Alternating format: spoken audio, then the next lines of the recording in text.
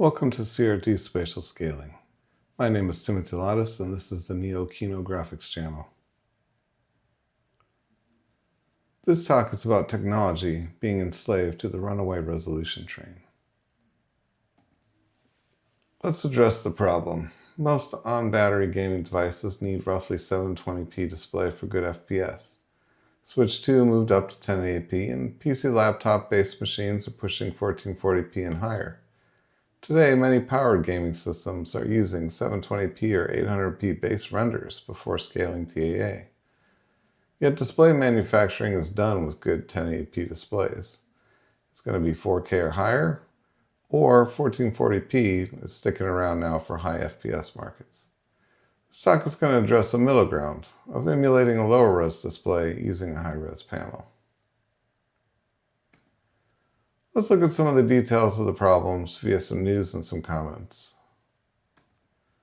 First, it's a Fox, covering Switch 2 versus a Steam Deck. This one's great. I would suggest watching the whole YouTube so that you get the complete picture, but we're going to focus on some important details on handheld performance below. Switch 2 is roughly 2x or more GPU per watt, but roughly 2x the pixels. However, the Steam Deck can draw roughly 3 times the watts from its battery. If you're reading between the lines, you probably know how this can end. Switch 2 at 1080p can be slower than Steam Deck at 720p letterbox. The Fox did some amazing comparisons. The one below deserves some comments. He compared Steam Deck rendering at 1080p with FXAA downsampling to 720p output letterbox versus Switch 2 rendering at 540p using DLSS to get to 1080p. One part that surprised me was he was showing that FXAA downsample to 720p was actually sharper than DLSS 1080p, and I'm wondering how that's possible. FXAA has a 1 pixel feature decontrast filter that's on by default, so it is not known for being sharp. One thing that's obvious, though, is FXAA clearly has much worse temporal pixel flicker. Of course, it's just a spatial AA, and it cannot deal with temporal coherence. I think the key point here is that increasing resolution doesn't guarantee sharpness. It's the complete rendering path that can have a substantial effect on output detail and output quality. Another point here is that in this comparison, without doing an MLTAA, Steam Deck was actually rendering 4 times the number of pixels as Switch 2, which is pretty surprising. In other news, we have the Coon versus Steam Deck, this one covered by Digitech. I suggest grabbing and reading the full article, that way you get the complete picture. We'll just focus on some key details below. The Coon's RDNA 3 device, it has 1600p screen versus an RDNA 2 device at 800p with the Steam Deck. The Coon tries to mitigate this added resolution with a 54 watt GPU TDP versus say 15 watts on the Steam Deck. However, the review limited it to 35 watt TDP benchmarks. Either way, on 35 watt TDP, the Coon's roughly similar to Steam Deck and Cyberpunk and Gears Tactics, but in Civilization, Steam Deck wins by a landslide. The Coon has 4x the pixel count. That's going to nullify its process power and architectural advantages if you're going to render native. So in practice, users have to use substantially lower than native rendering resolution or run substantially higher power levels, potentially lower battery life, just to gain FPS. However, we expect vendors to continue to push huge panel resolutions, and thus we need to come up with some way to best mitigate this problem and possibly find some advantage to the increased resolution. In this slide, we got resolution versus bandwidth.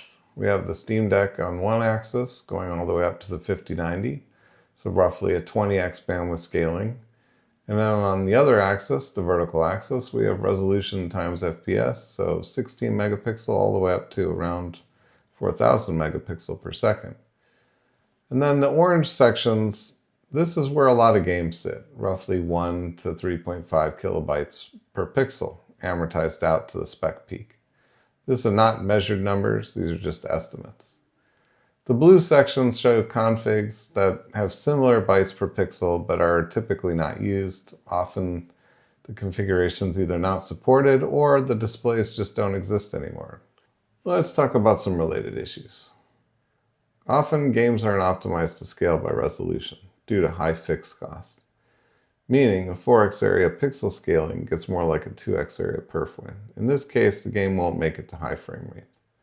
Also, the ML scaling TAAs, and especially ray reconstruction, those costs become the majority of frame costs when trying for high FPS, and therefore the game won't make it to high frame rate.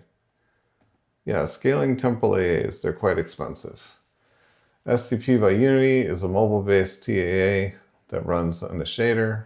There is no ML. It had a mobile config that's around, say, 1/3 the DLSS 2 cost, and that could actually work well down onto Switch 1 for about 30 Hz. It still needed to leverage about 8x area scaling to make it applicable. And some low-end phones, for instance, needed 1 to 2x2 integer scaling on top of that. So even in the best case, scaling TAs don't scale down too well. There's always compromises. And some would like an alternative to the compromises, whether it's the artifacts or whether it's the cost.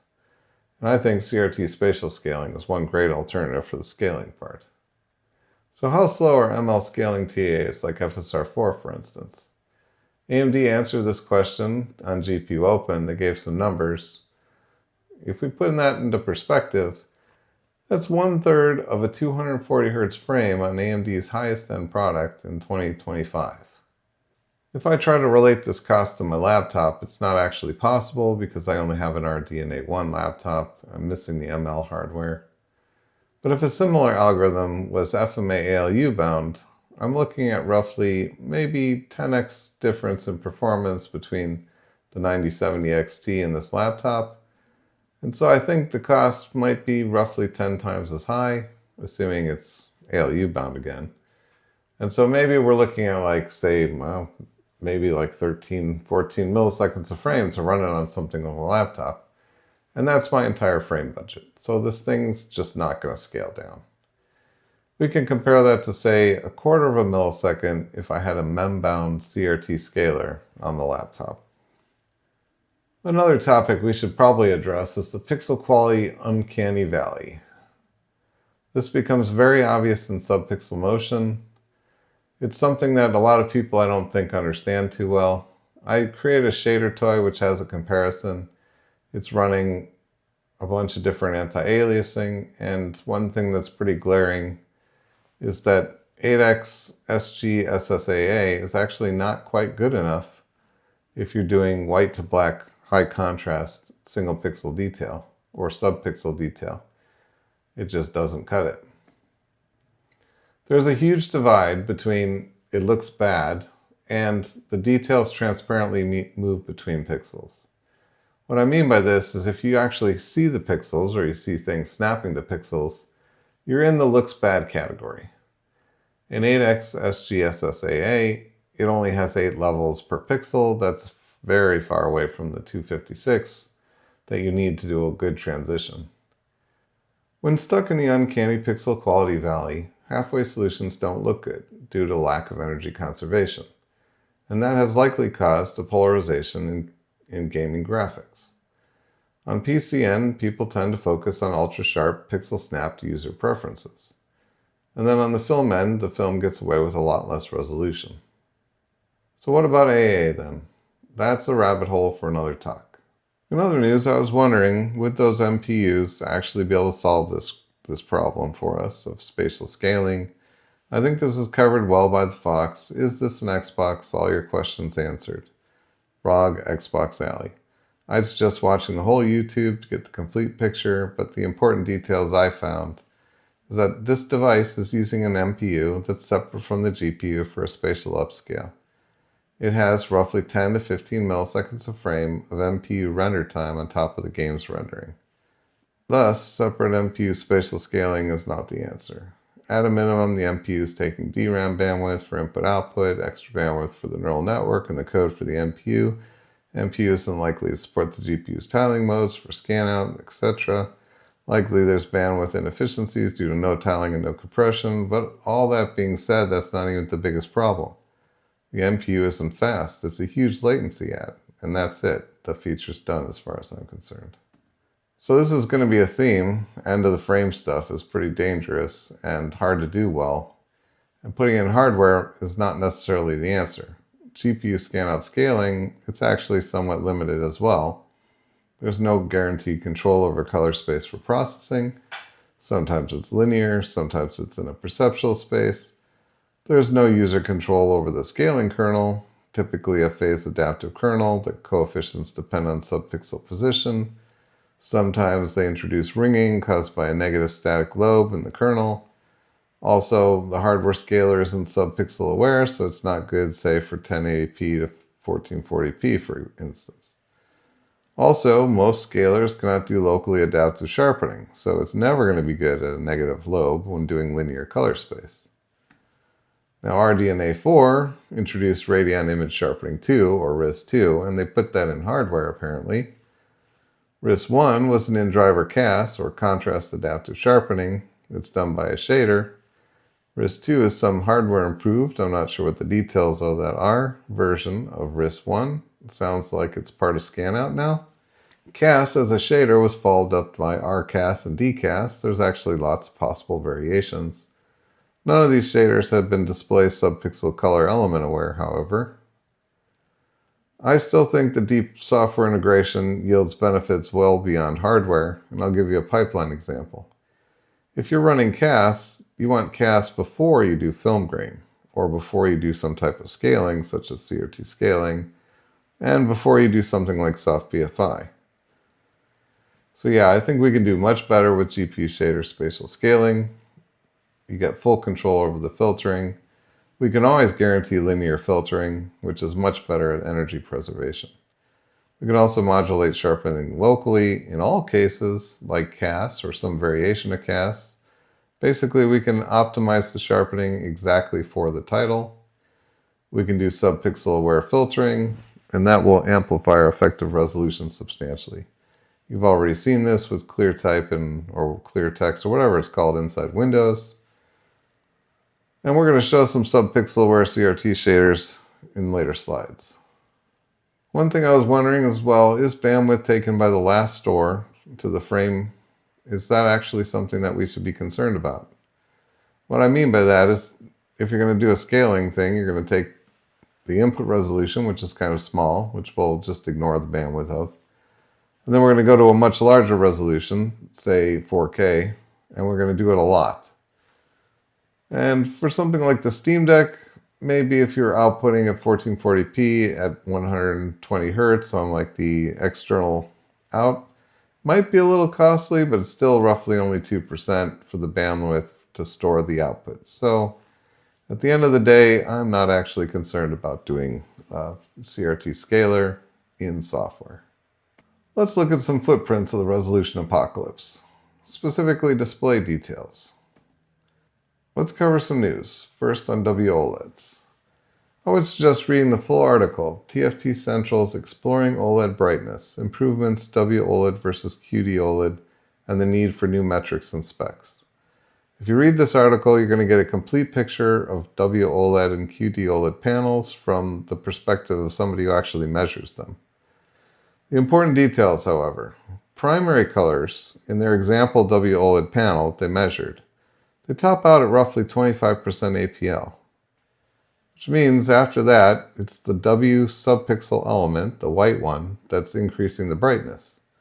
Which means that the WOLED is getting its increased brightness by a reduction of color gamut. This becomes important later with regards to CRT scaling, or let's say display virtualization, as that process tends to leverage either primary or secondary colors in its emulation of, say, phosphors. And energy conservation is paramount for good CRT scaling. Thus, on one hand, if you're doing color CRT scaling on WOLEDs, you can't really leverage the peak HDR output because you're going to get a gamut reduction. Speaking of gamut, most of these panels are DCI-P3, so one thing to keep in mind if you're going to do an emulation of, say, a Rec 709 output, your reds and your greens are going to get mixes of the DCI-P3 primaries. Thus, you cannot really leverage subpixel layout directly as, say, Rec 709 phosphors.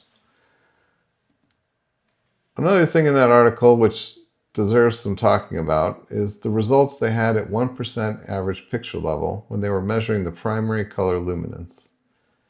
You notice the QD OLED and the W OLED, they both had quite a bit different ratios for red, green, and blue for the peak luminance. It suggests the W OLED panel actually overbuilt red and underbuilt green. This might make sense from the context that most of the green will typically be in the white element. And there is some interesting parallels here that back in the era of CRT TVs, they often overdrove the red because it was the best for saturation. So this introduces a secondary problem that if you're pushing the peak values without the W subpixel, W OLEDs can have compromised secondary colors like magenta and yellow. Another issue, LCD polarity inversion. LCD pixels are driven with alternating polarity across pixels and frames. Typically that pattern changes for even and odd pixels in a checkerboard pattern, and then it reverses even and odd frames. This can become a problem when the image content clashes with the inversion pattern. I learned this the hard way. I would run a 1 to 2 by 2 CRT scaling on my CRTs, and then view them on the LCDs. And then I noticed on the LCDs something strange was happening.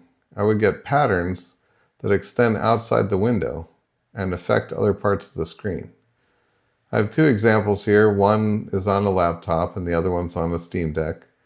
The Steam Deck LCD is a rotated display, so you notice the patterns are horizontal on the laptop and then they're vertical on the Steam Deck one.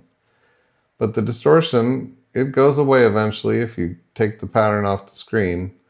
I don't know if it becomes permanent. I never wanted to find out. However, this produces a problem that if you try the ideal 4x area scaling, it's not going to work on LCDs due to static buildup. This also means we have a resolution scaling hole where we have some areas on the LCDs, for instance, that we don't really have great scaling. For instance, integer scaling, it amplifies the lack of resolution by producing a step function, and I'll show that later. And then non-integer scaling near, say, 4x area scaling, it doesn't work well either. And therefore, we're looking at something like a 1 to 3 by 3 as the base, where we get really good quality for scaling. So something like a Switch 2 might have a resolution hole. It has a good 1080p, but nothing ideal, again, until 360p. We're going to look at some workarounds for this later, but the point here is that if you want a 720p output from your game, it's way better to have a 720p display. Let's talk about some integer ratios of scaling for common display resolutions. If we think about it, a long time ago on an NTSC TV with a letterbox laserdisc, you probably had around 640 by 360 of luma. And that was good enough because the TVs weren't humongous. I mean, the TV had to fit through a door. That was the big limiting factor back then. Plus the strength of the guy moving it through the door. At a mobile device, 360p might be okay. But I guess that's one of the big challenges. If you only have 720p of resolution on your mobile device, it's a pretty steep drop when you start adding a CRT scaling in there. Going to 1080p gives you a few more options. Now you have 1080p, you have 540p, and you have 360p. Going all the way up to 1440p is likely actually better on the mobile case because it gives you 4 options instead of just 3.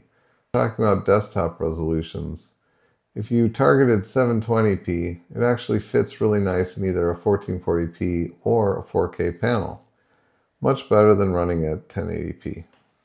Let's switch gears now and talk about the path to freedom from frustration from ever-increasing resolution. The vintage arcade had a great way to mask low resolution, and what I mean by low resolution is early arcades were typically 224p, and yet they still looked awesome. They looked like traditional line etching art. They had detailed scan thickness variation, and that scan thickness variation is guided by the signal brightness. And all this is backed by a pleasing phosphor pattern. We can actually emulate this on flat panels for fast and beautiful shader spatial scaling. So one thing we should dive into detail on is that CRT scan thickness, it varied by pixel brightness.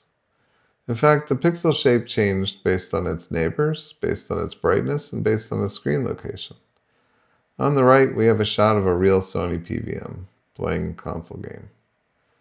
These are qualities that are not found in integer scaling. In integer scaling, every pixel is an exact box. So one critical observation. Showing nothing is better than showing something wrong. Artistically pleasing gaps in an image get correctly filled in by the human mind.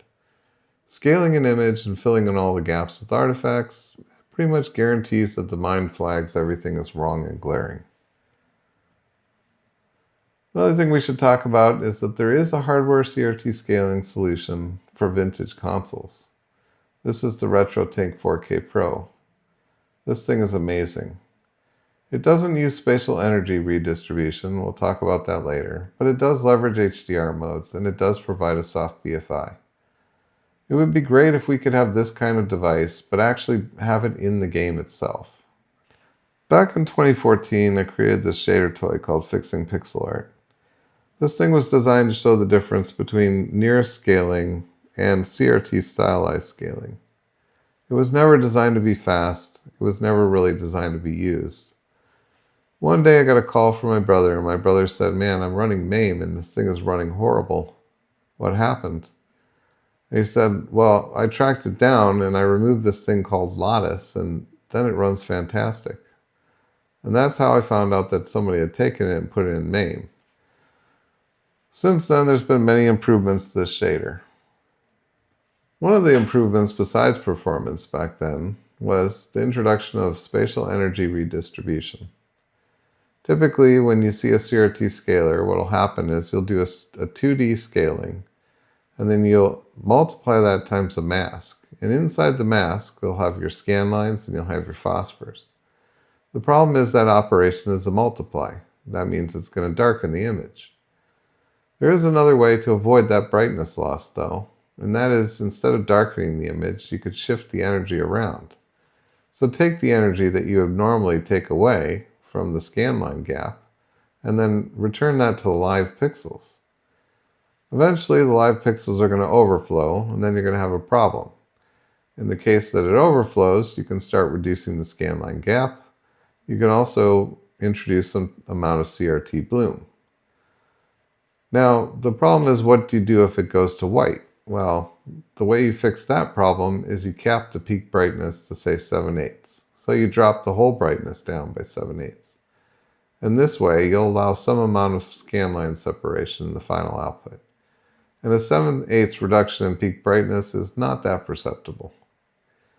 The nice thing about this is there's no longer a need to use HDR to restore brightness when you're using a CRT scaler. So there are some cons to energy redistribution. One possible disadvantage is that it requires a display that's in calibration. Because we're redistributing energy, the energy has to be conserved. If the tonal curve is not conserved on the display, then you can get some problems. Some OEM panel display modes are not that well calibrated. Well, I would offer two mitigations. One is allow the user to adjust the output mode, say sRGB, or a user tunable gamma. Therefore, they can work on a calibration screen and actually tune it to something that looks good. Second one is to allow one to modulate the amount of energy transfer from full to off. The latest energy redistribution logic can be found in Lattice DBM. This stands for doubling monitor. There are many ways to actually do energy redistribution. This one's great because it's doing a fixed pixel doubling, so it's a very simple implementation. Note there are a lot of options for CRT scaling. You're going to see a bunch in the next few slides. There is an art to either fantasy or real display emulation. You can change the style to reflect your content, or you can allow the user to configure to customize the gaming to whatever experience they would like. This one is Lattice RVM. It stands for the Retro Video Monitor. This one's showing no zoom and RVM mode 0.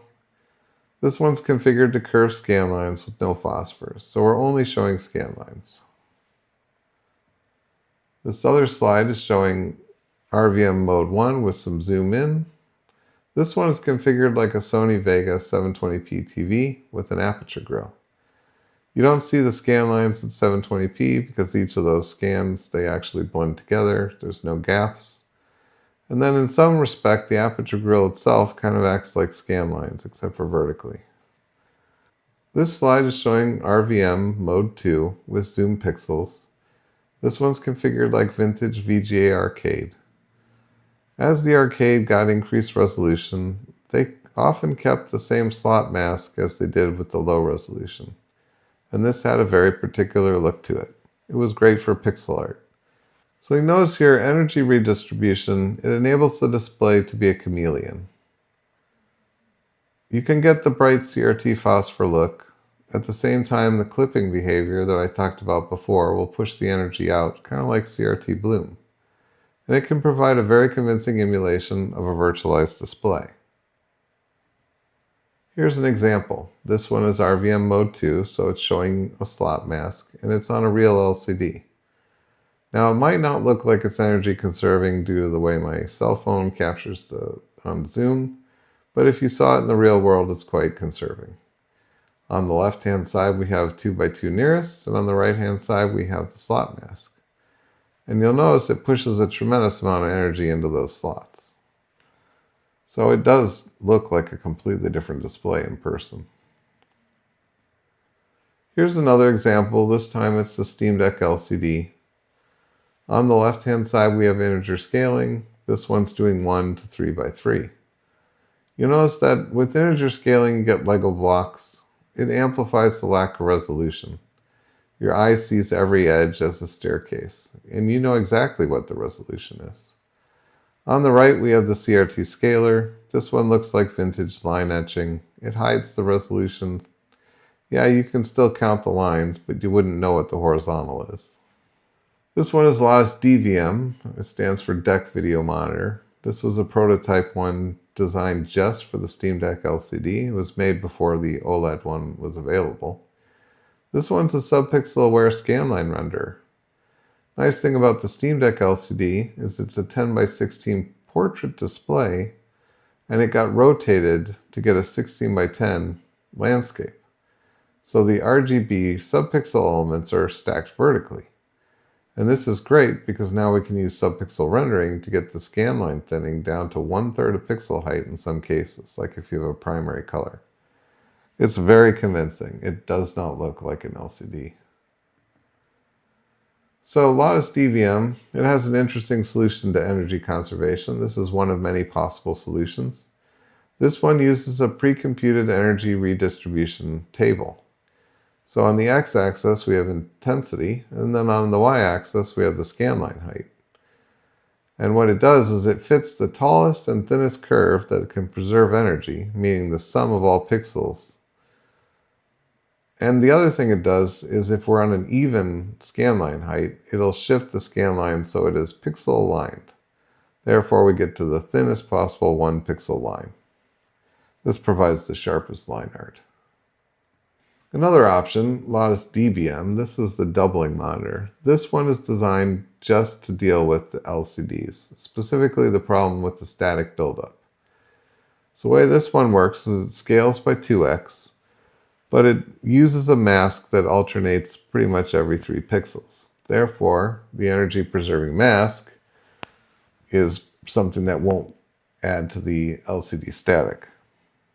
In the center here, we're comparing bilinear on the left, DBM in the center, to integer scaling on the right. Now let's take a look at how DBM actually works with its aperture grill emulation. One unique property of a pixel is chromatic aberration. The RGB elements of the pixel, they don't converge to the same location.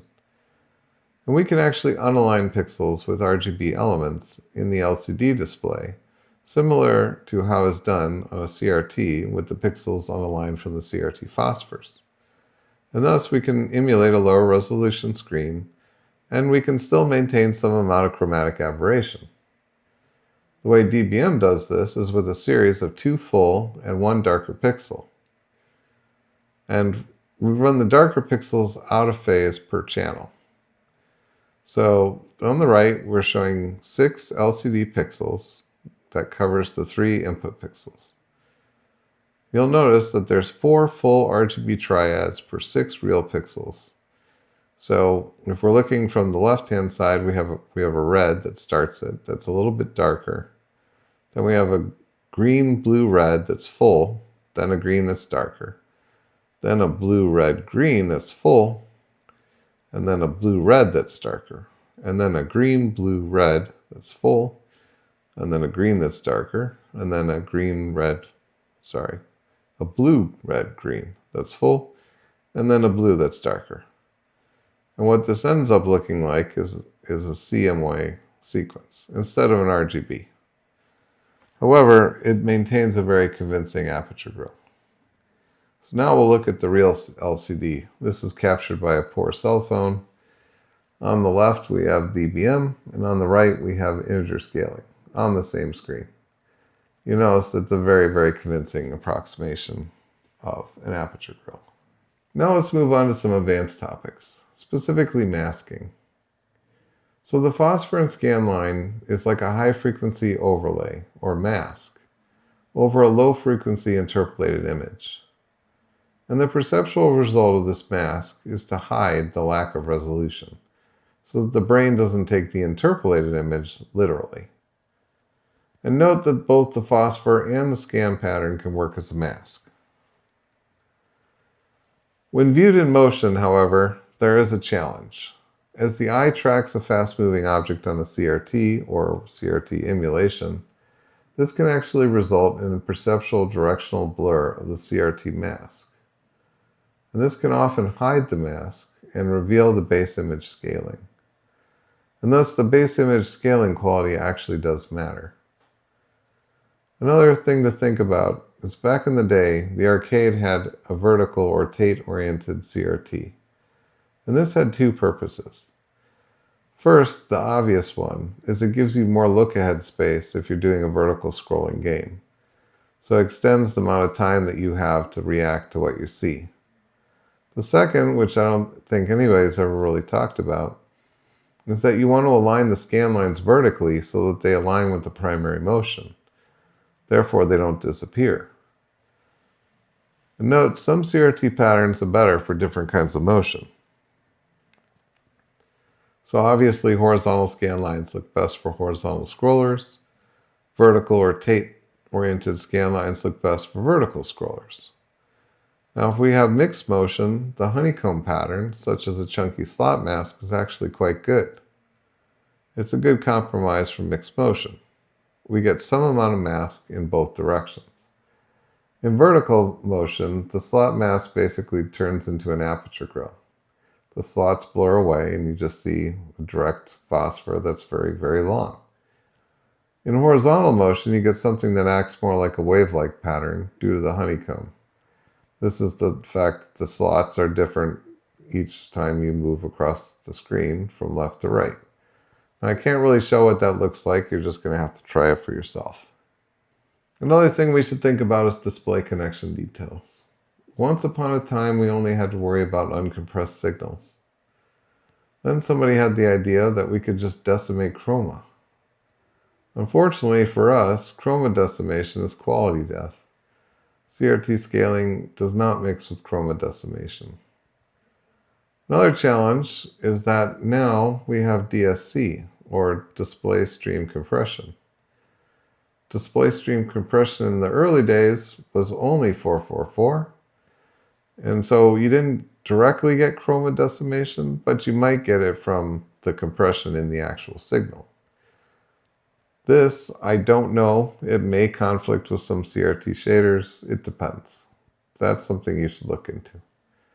However, later DSC does support chroma decimation, and that one is definitely a big problem. Is there a workaround to DSC and chroma decimation?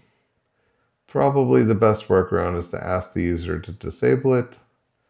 A second best option is to offer a fixed shader 1 to 2x2 integer scaling in the game. It's going to make a much worse pixel step function, but at the same time, at least you're not going to get problems. Note, this will destroy any of the polarity inversion issues, meaning we don't have to worry about them if it's an LCD. One interesting potential problem is these new dual mode panels, like the ones that are 1440p. These are likely banking on DSC and chroma decimation for the most popular cases of high frame rate. Therefore, you might have a 1440p panel that's running at, say, 540 hertz. But then when you run this integer scaling, it's now effectively a 720p panel running at 540 hertz. And that's not its high frame rate. In the dual mode, in the 720p mode at 720 hertz, if you're going to do this integer scaling on your end, it's going to be a 360p panel at 720 hertz. So you're going to get an effective 1 to 4x4 integer scaling. And that's assuming the panel does dual mode as integer scaling. And that could be brutally bad. So these panels, ideally you want to wait for ones that are DSC disableable. Alright, so let's talk more about some of the display type details. One thing is that if you're going to offer grading for both narrow and wide gamut, that would be a plus. Good displays today support SDR modes with really wide gamuts. It's a toggle. So it'd be great if games would back that up with a similar feature. LCDs are typically RGB layout with a bunch of vertical stripes. This is great for subpixel aware CRT scaling. You can make it an aperture grill or you can have vertical scan lines. Rotated LCDs like the one on the Steam Deck, it's also fantastic. You can have subpixel element aware and you can leverage that for horizontal scan lines. When it comes down to LCDs with HDR though, we have some problems. LCDs in HDR mode, they're very highly non-energy conserving. This can clash with energy redistribution techniques. It'll typically clash more with the temporal ones, but it might also clash with the spatial ones depending on what your image does. It's probably better to run these LCDs with global and local dimming disabled or run in SDR mode. OLEDs are not free from problems. They also have their details. HDR modes with WOLEDs have problem with gamut loss in the highlights. So for HDR modes, you probably want to just make sure the image is at least under 25% APL. Also, you could run in SDR modes with wide gamut and avoid the problem entirely. Note the white subpixel element is lots of trouble if you try to target it. Early panels have RWBG patterns. Later ones look like RGWB patterns. So they basically shifted the white from being next to the red and next to the blue to being next to the, say, the green and the blue. So if you're going to target the subpixel layouts, you're going to have them targeted separately. And the user is going to have to be involved in selecting the right one. There is another alternative here, and that is that sometimes you can leverage HDR modes with heavy masks, meaning you make pixels that only have primary or secondary color, and that disables the W, or the white subpixel element. We should actually talk about this in detail. What are the limits of using a primary HDR mask? This is common in, say, vintage console arcade low-res BVM emulation on 4K panels. You can do a direct virtual phosphor emulation, and the pixels are typically only primary colors. No energy redistribution. You just disable the troubling white subpixel. So if we take an example WOLED panel driving RGB without W in HDR mode, you'll notice that the peak you're probably going to get is about 400 nits, because the RGB all by themselves cannot hit a very bright value.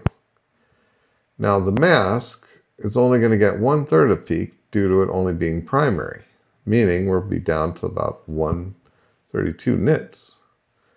If we add in scan emulation, meaning scan lines with dark gaps between them, we're probably going to be pushing 100 nits or less. We'll be under 25% APL for sure. This is okay for emulating a vintage CRT. Some of the big BVMs, for instance, are already under 100 nits when calibrated. However, this is not very good at keeping things bright. So we can compare this option to running OLED and using the W, or the white subpixel. We'll copy our 100 nits target from the previous slide, and that's the pure primary mask. I didn't really cover a pure secondary mask, but say it's Pure secondary might push it up to 133 nits or so. However, if we're in SDR mode with uniform brightness mode on, and we're using the W subpixel, we're going to get up to, say, 260 nits in the same configuration. So we're going to gain about a stop. That's pretty decent. If we run in SDR mode with uniform brightness mode off, and then we force ourselves to being under 25% average pixel level, the panel can push up to 423 nits. So we're getting another stop of contrast. That's also pretty fantastic. So possibly here, we're better off doing CRT simulation that leverages the W subpixel. So we don't just restrict ourselves to RGB primaries or secondaries, and we probably don't want to emulate the phosphorus directly. Instead, we could focus on either a scan line or a non-RGB separated dot mask. Let's move on to QD OLEDs. These typically have very unfortunate subpixel patterns. We probably have to special case these by display subpixel pattern or keep to pixel level CRT shaders. So note what I mean by unfortunate. There's no vertical stripes. These are more like grids of dots. Other problems that you notice, the grids of dots, they're asymmetric, meaning the reds are kind of small, the greens are a lot bigger. I'm showing you the Steam Deck OLED complex pixel pattern below. You'll notice the red ones are regular grid. The blue ones are not a regular grid, so you'd also have to deal with that. This is very challenging. Alright, your resolution rehab starts here. Free yourself from per pixel dilution. There's some public domain examples. I'll get you started. If you need some extra help, feel free to contact me, neokinographics@protonmail.com. I'm open to chat on this topic anytime. It's one of my personal favorites.